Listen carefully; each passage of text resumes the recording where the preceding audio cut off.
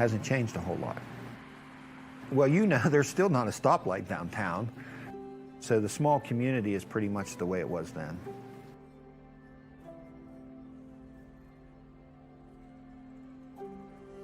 September 11, 2001 was on a Tuesday. Beautiful day, beautiful blue sky, perfect day. And I was sitting over at my desk, right where it is today, and my TV's right there, same place. As I was checking papers and listening to CNN, it was about 8:50. CNN comes on, breaking news. We're going straight to New York.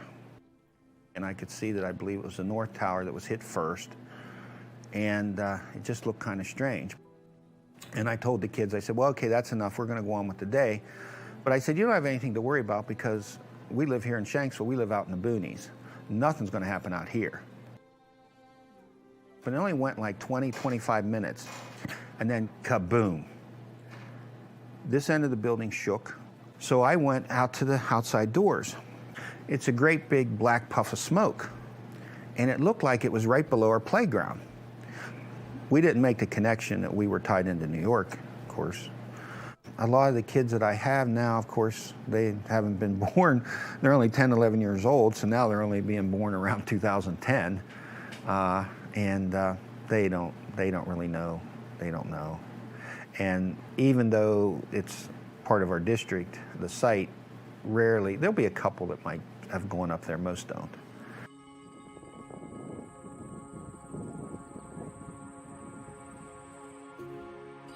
If you learn one thing here today, it'll be this. You probably already know this, but you might not. I mean, I do programs for school kids. They don't know all this.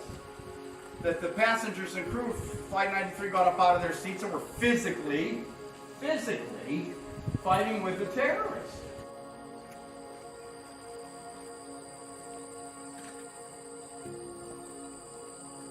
I have a book right over there.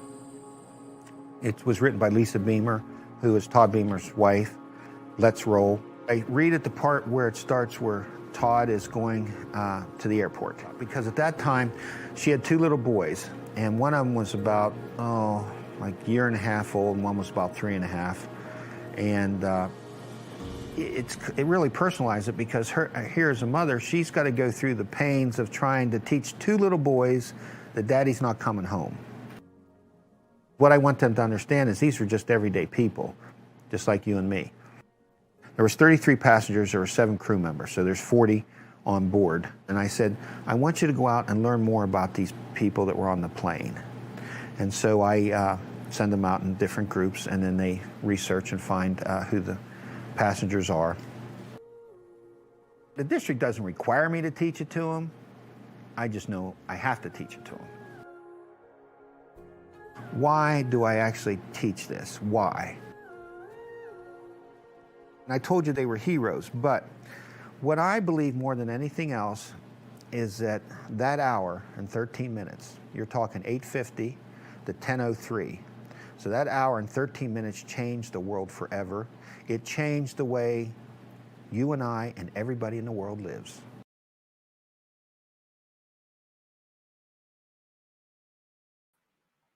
Good afternoon and welcome to Inquirer Live. My name is Tommy Rowan. I'm a digital editor at the Philadelphia Inquirer, and I'm joined today by LA-based architect Paul Murdoch. Today we'll be discussing Paul's career, which began at a Center City architecture firm, and his work on the Tower of Voices, which is a key component of the Flight 93 Memorial located just outside of Shanksville, PA, of course, on the site where United 93 crashed 20 years ago this Saturday. Good afternoon, Paul, and thanks so much for joining me today. Hi, Tommy. Thank you. If you're watching us on Inquirer.com, please leave your questions for Paul in the comment section at the bottom of the page. If you're watching on social media, please visit Inquirer.com/Murdoch Live to submit any questions. Okay, so to start, Paul, let's briefly touch on the milestone anniversary. Do you remember where you were on 9/11? Well, I was here in Los Angeles. I went into work, and already there was some staff there watching what was unfolding in New York on the computer screens in the office. So, we all just watched it that way unfold throughout the day. and just kind of helpless, watching this thing from the other side of the country. Um, we touched base with some people we knew, some of whom were supposed to be in meetings in the World Trade Center that day. Fortunately, they Wow. were not. But yeah, it was a day like any other day for us, except when we got to the office. Yeah. Does the anniversary has it taken on a greater significance to you, considering your attachment to the project? Yeah, undoubtedly. I think it's a pretty profound day for everybody, but certainly it's that much more personal. We have been involved in the Flight 93 project for 16 years now, so we've met an awful lot of people through our involvement, and it's very much a part of our lives at this point. Absolutely. Okay, so let's go back to the start. So tell us about your connections to the Philadelphia area and how you think your Philly roots have influenced your work. Well, I grew up outside of Philadelphia in Newtown Square. Went to Marple Newtown High School. Go Tigers. So, as you say, I worked a little bit downtown before, after my undergraduate work, and I did some traveling. And before I came out to LA, and one of the things growing up in Philadelphia, and especially I came to appreciate working there, was just, it's sort of obvious, the history of Philadelphia and whatnot, but one of the things that I appreciate about Philadelphia now, having been away from it for so long, is the sense of detail and the sort of intimacy of a lot of the buildings in the urban neighborhoods and streets in Philadelphia. So Sure. I think that's always been part of what I've carried with me, having grown up and experienced a lot of the environments in Philadelphia, as well as that sense of history. So I think those influence the work we do, and they certainly did for the memorial. There's a lot of detail in how we created forms and used materials that are important in the memorial. And then, as a kid, and then later as an adult, I was able to camp and canoe out in the Laurel Highlands. So I knew the landscape from several experiences, and always thought it was just a really stunning part of Pennsylvania. So when we were thinking about entering the competition, even though we couldn't get to the site because we were fairly late in the competition process, I felt comfortable, that I knew something of the land there, so the landscape. So that was an important part of the background too. For sure. How often do you return to the city? It's been a couple years since I've been to the city, and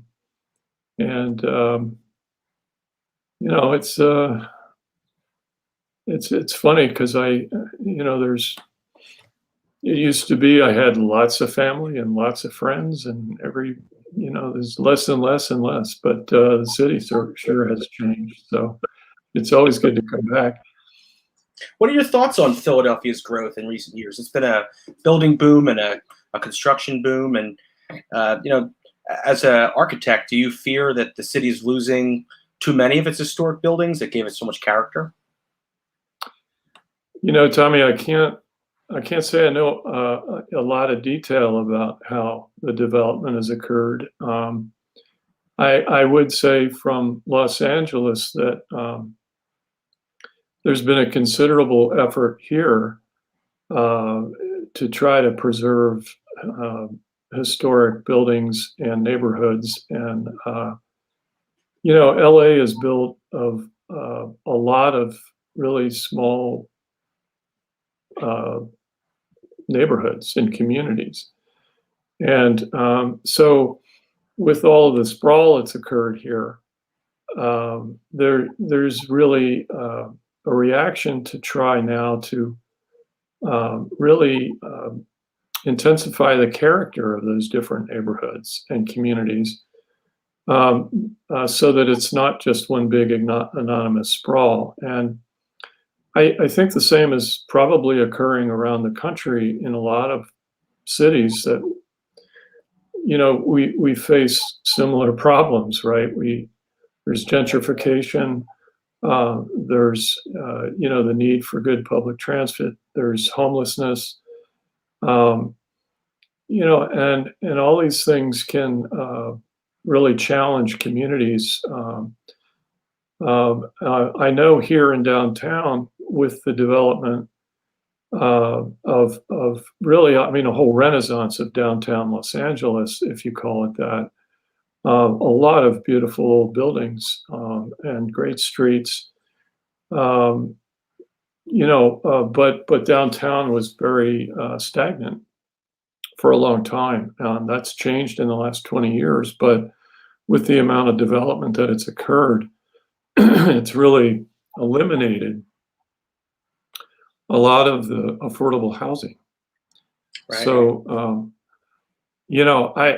I don't know a lot of detail, as I said, about what's happened in Philadelphia, but I can sort of imagine that Philadelphia is facing some of the same issues. And how do you improve the city and still maintain the character of the places that people love, that they grew up in and that they value, so that everybody isn't displaced for a more and more narrow demographic or economic demographic. So I hope that's not happening, because there's sure a lot of character in Philadelphia worth saving, and a lot of beautiful historic buildings. But there's also a need for vitality and fresh design and new business and whatnot. So it's all how we generation by generation balance those factors out and keep what we value and bring in new things that we value. Agreed. So, Agreed. Okay, so now that we have a little more background on you, let's get back to the Tower of Voices. So how did you get involved with this project? Well, we found out about an international competition in an architectural journal. We were very impacted, of course, by what happened on 9/11, and I think as designers, we wanted to do something, if we could, to pay tribute to people that were lost that day, heroism that occurred that day. So when we found out about Flight 93, it seemed like an opportunity that resonated with us, we paid our $25 entry fee, and we sent off for the competition brief, and it was very well put together. We felt like we got a good understanding of what the mission statement was and the goals of the memorial would be. A good idea of the site. So we entered the competition. It was a two-stage competition.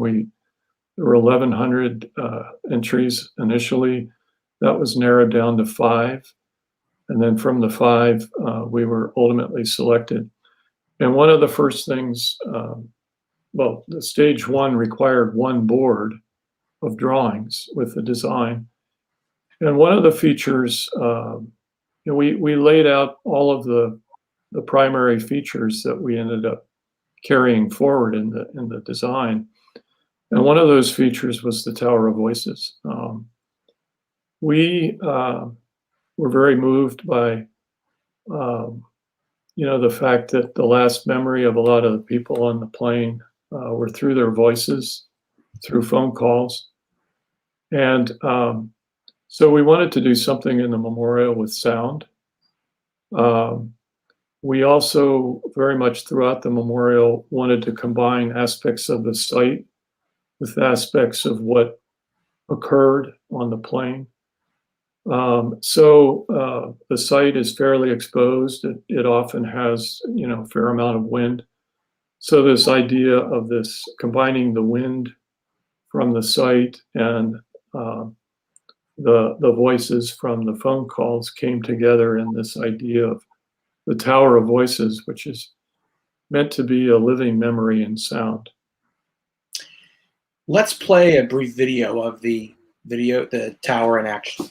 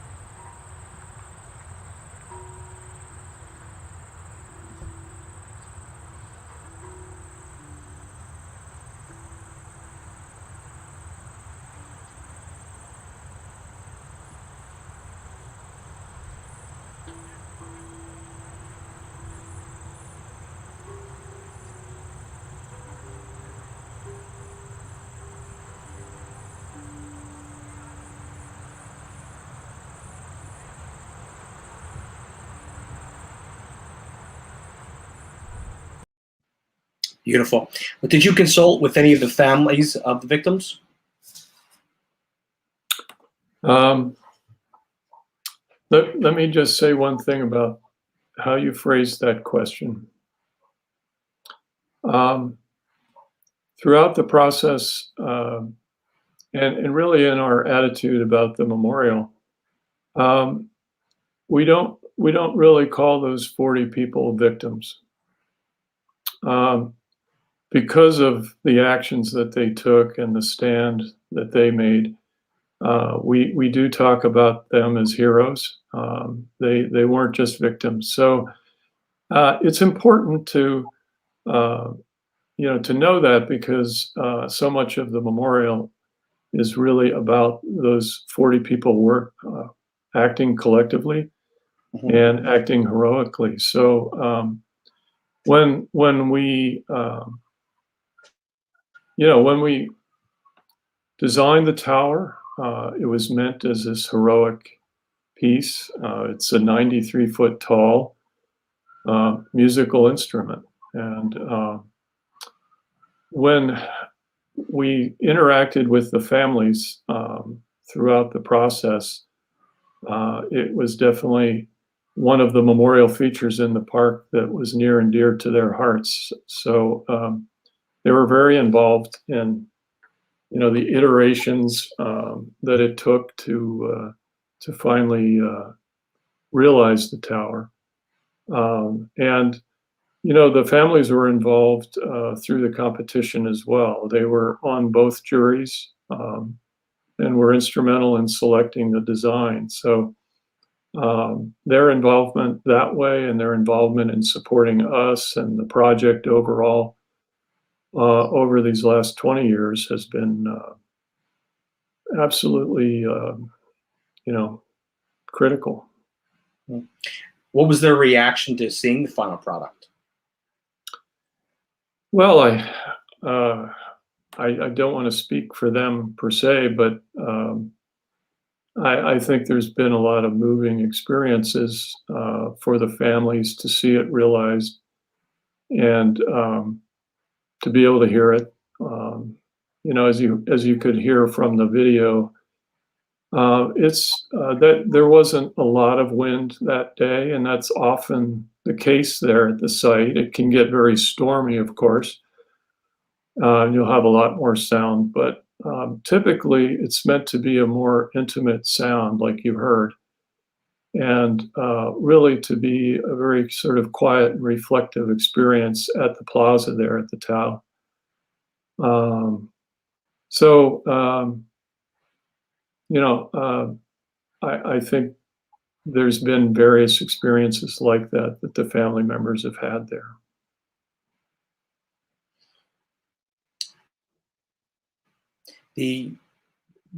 What do you hope the future generations take away from this project and memorial in general? And how did you consider that in the development of your vision? Tommy, can you repeat that? Sorry, I didn't quite hear you. What do you hope for future generations to take away from this project and the memorial in general? Well, first of all, I hope that they come to understand what these 40 people did. And so the Visitor Center is the place where the story of Flight 93 will be told. It sounds very simple, and it should be very basic, that's where people can come and know what happened on that flight. The memorial is not so much about the narrative and what happened, the story of what happened that day. It's really allowing people then to not only see where this happened, the site where this occurred, but having learned about what happened that day, to really be able to move through the site and reflect on their own lives and how that's impacted them. And future generations, it may not be as clear. So being able to come to this place and learn about this and really have a very personal experience is what I hope we have created a place for to allow visitors to do for generations. Are you going this weekend? Yeah, we'll be there for a couple of days, including the memorial service on the 11th. There's a lot of people we'd like to see that plan to be there, family members, as well as a lot of the people involved in the project over the years. So besides paying our respects as visitors, we'll be there to also see a lot of people that we've shared a lot of very significant experiences with. Excellent. Let's show the photos of the entire memorial so that we can give people a better idea of how it all looks. Yeah, this is the maple tree-lined walkway that extends from the visitor center, which you see beyond, around this large circular-shaped field that extends down to the crash site. It's about a mile walkway from the visitor center down to the crash site. And what you see in the visitor center there beyond is an overlook that extends through these large walls. And that's where visitors can first see the crash site below, but they also see this enormous field. And that field used to be an open pit coal mine. We did not fill that in our involvement. It had been backfilled at the time of the crash.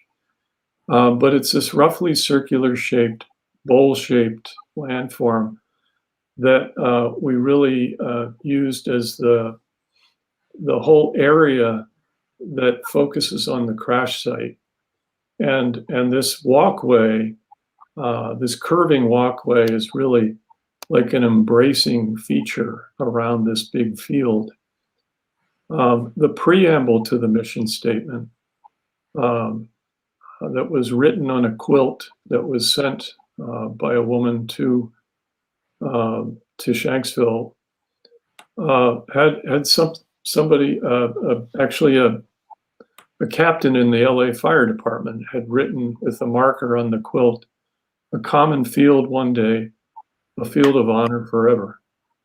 And so what you see to the left of these trees here is part of the field of honor around which visitors can walk on their way down to the crash site. So,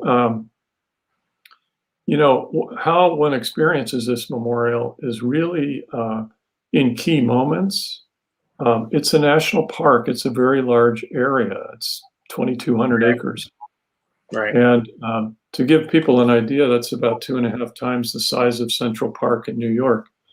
So we did not change everything in those 2,200 acres. We created the memorial features in certain key parts of the landscape. So it gives people an opportunity and moments to reflect and to see what, get their orientation and see what happened and where. But it also encourages people to walk through the landscape or drive. That allows people an opportunity to contemplate and reflect. Unlike, a bustling urban center, this is a rural site.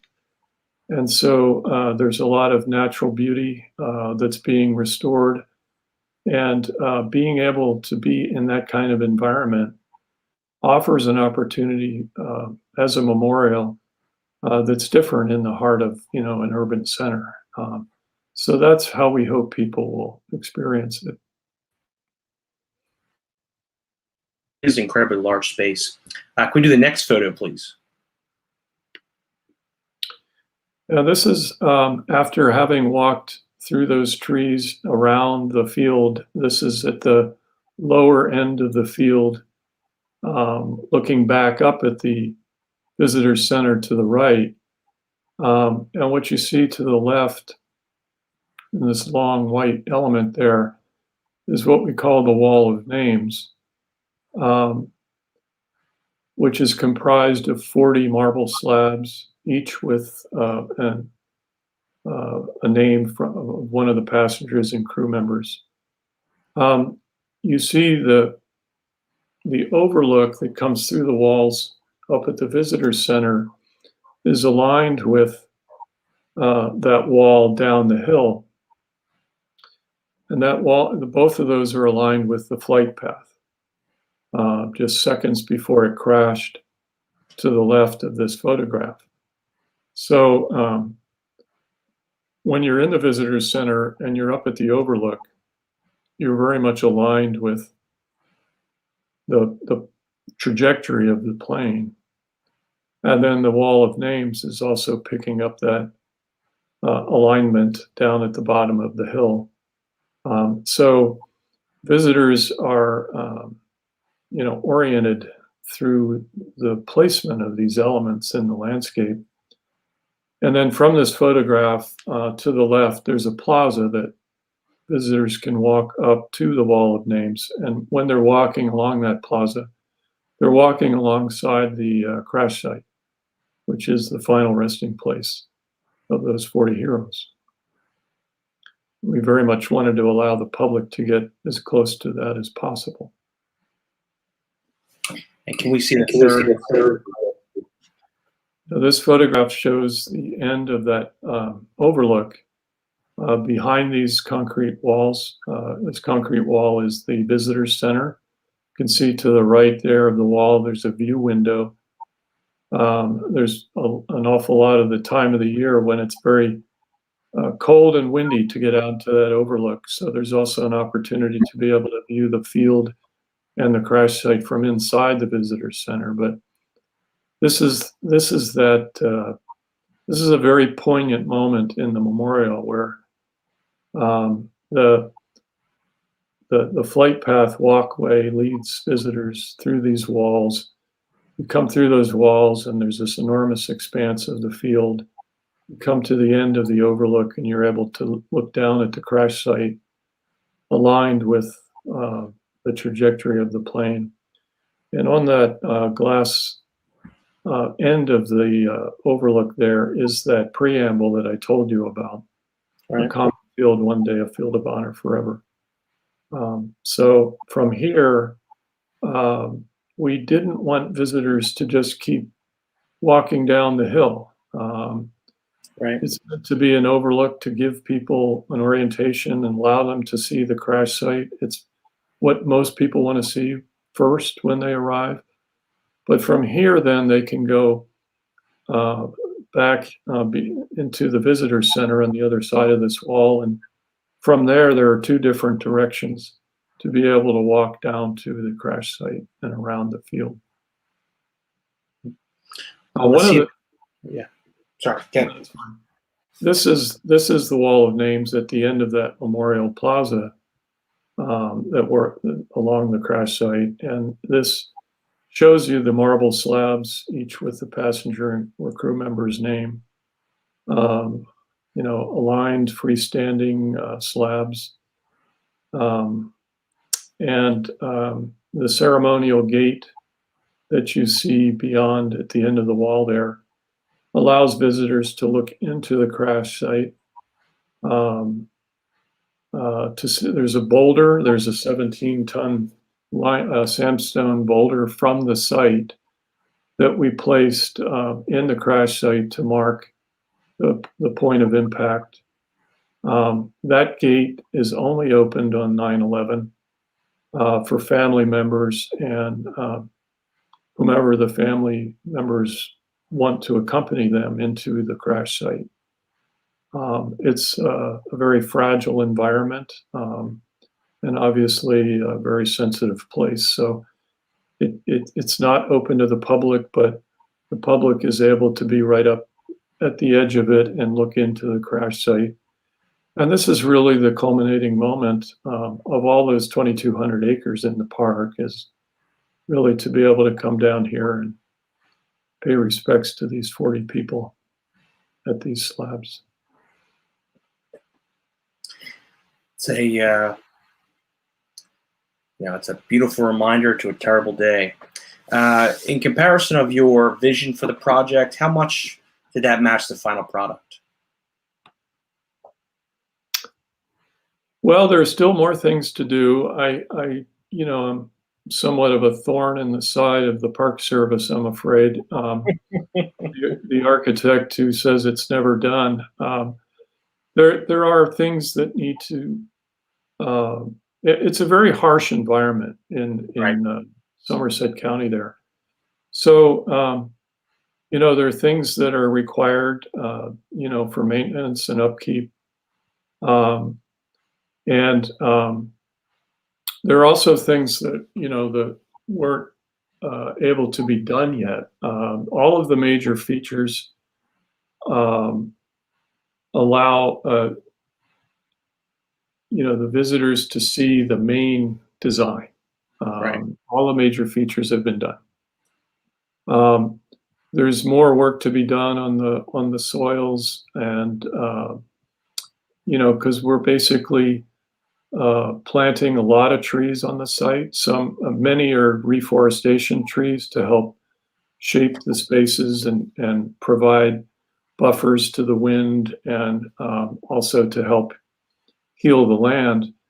But there are also these commemorative trees in the maple lined walkway that you saw, and 40 groves of trees just to the side of that walkway.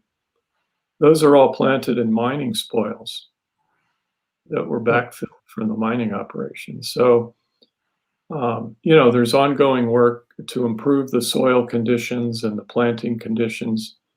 There's more planting to be done. And ultimately, there's trails that are meant to be throughout the park, because it is also a national park, not just a memorial. So, those things we would like still to see done, and we'd like to see all the plantings done. And so there's ongoing work to do, but if I showed you the main features that we had in mind on that first competition board, and we look at the memorial now, I'm pleased to say that we're able to recognize the main features that we wanted to build. Right. Um, Even designing a monument or a memorial is such a gargantuan task. How do you approach a project like this? Where do you start? Well, it is a very large-scale project, and it's important, first of all, to recognize that, because there are certain things inherent in that. We had done some sketches. We started to do some sketches before we got the competition material. And once we got the competition material and we saw how big the scale of the site is, Right. we just scrapped those sketches because they would have been dwarfed in the landscape. And what we were trying to do is to create a sense of heroism. Right. So that's when we just completely recalibrated our approach to work with the land and say, if we're going to achieve this quality, of this heroic quality, we need to do it through the land because it already has this scale, and Right. it already has these beautiful features that we could take advantage of. Right. So that set the course, and we certainly were familiar with other memorials, but we really wanted to look at the specifics of this unique place, and also what happened on that flight. Excuse me, boy. So it was very much a matter of combining the character of the site. And when I say the site, it's not just the crash site and the field of honor and the acreage in the park. It's also that part of Pennsylvania. It's also the Laurel Highlands, that landscape.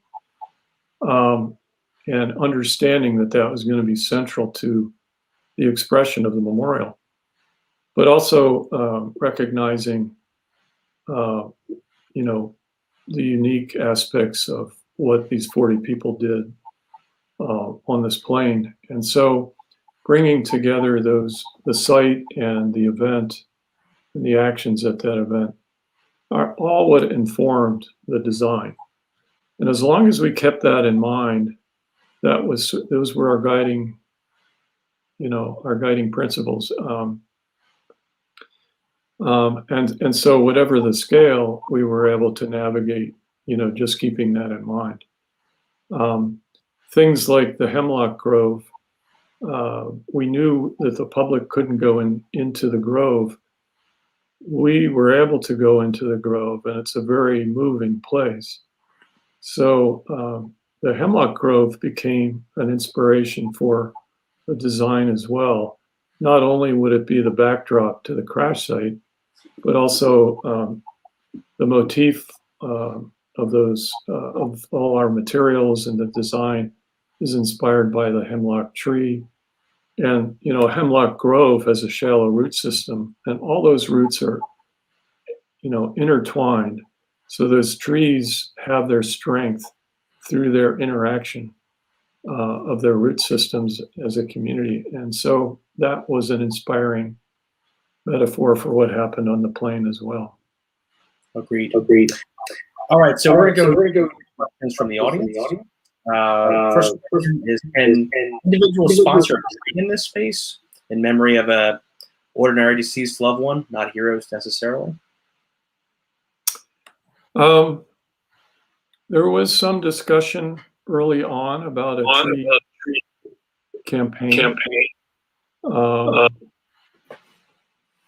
But I would say the best opportunity is to become involved in the reforestation effort. Mm-hmm. We're planting over 170,000 trees, as I mentioned, to help heal the ground.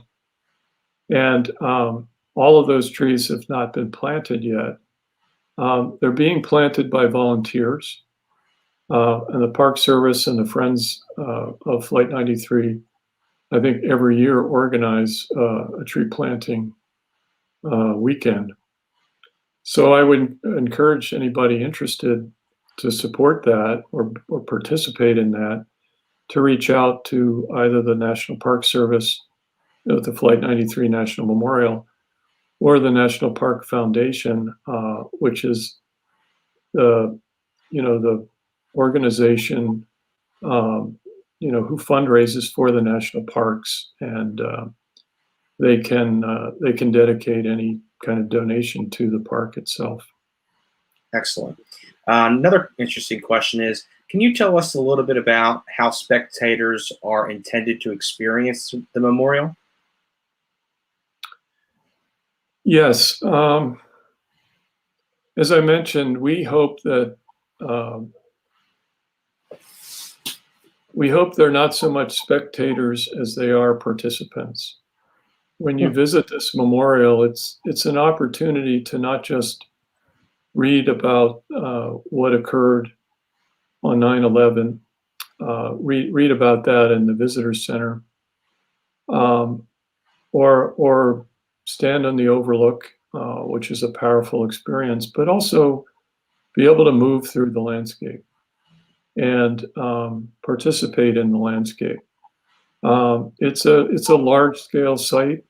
It offers that opportunity, and I think there's a benefit as a memorial to that, because it's not just passive. It's meant for people to be able to, be active in. And if that action is just walking, it is a mile walk from the visitor center down around that field to the crash site. So there are some very nice opportunities to be able to move through the landscape and have that as part of the memorial experience. Excellent. Okay, we'll just do one more question, which is if any audience member wants more information, is there a website they can visit to get directions and hours, etc.? Yeah, the National Park Service has a website, the Flight 93 National Memorial website. So I think that's the best place to start. There's a fair amount of information there about how to get to the park, their hours, their any events that are going on, and background information as well. So that's the best place to check. And how do they find more information about you and your group? Well, maybe through our website, which is paulmurdocharchitects.com. Excellent. Wonderful. Well, Paul, I can't thank you enough for your time today. It's always a pleasure speaking with you. Stay safe this weekend when you go to the memorial, and please come visit us in Philly more often. Thank you, Tommy. I appreciate it. And I hope everybody gets to see this memorial and pay their respects. Thank you very much. Agreed. Thank you, Paul. And please, for the rest of the audience, please visit inquirer.com/9-11 for full coverage of the 20th anniversary. Thank you very much, and I appreciate your time.